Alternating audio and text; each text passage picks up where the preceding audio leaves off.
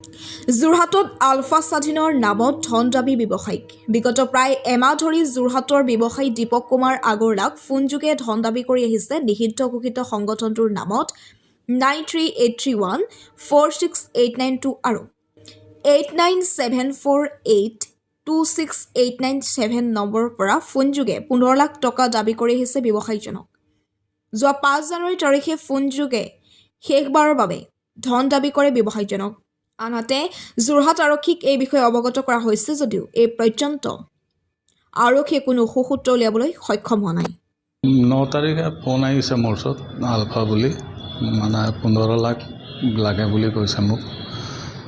তাৰপিছত মই দিব নোৱাৰোঁ বুলি কওঁতে তেখেতে কৈছে কিমান দিব পাৰিব, তেনেকৈ মানে 4-5 বাৰমান কল আহিলে মোৰ ওচৰত। একেবাৰে শেহতীয়াকৈ ফোনটো কেতিয়া আহিছে? এইটো আপোনাৰ 5 জানুৱাৰী। কাৰ নামত কি বুলি কৈছে ফোনটো? আলফা নামত কৈছে, আলফাৰ পৰা কৈছোঁ। এই আৰক্ষীক জনাইছে নেকি? জনোৱা হৈছে। FIR দিছে? FIR নাই দিয়া, ভাৰ্বেলি কোৱা আছে।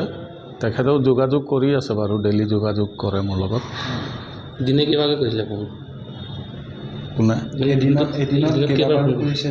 নাই, এবাৰে এদিনত এবাৰে। কিমান টকা বিচাৰিছিলে?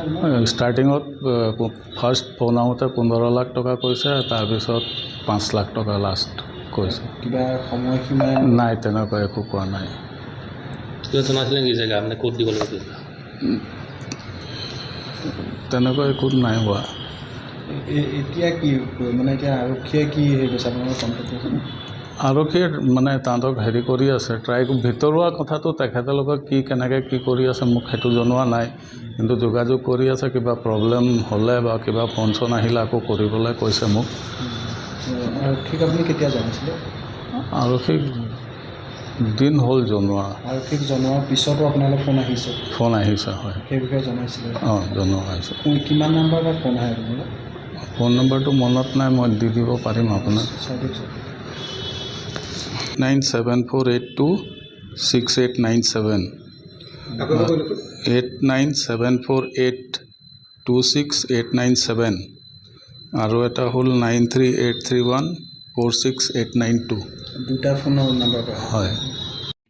যিকোনো খবৰ আৰু বিজ্ঞাপনৰ বাবে যোগাযোগ কৰক 7896121996।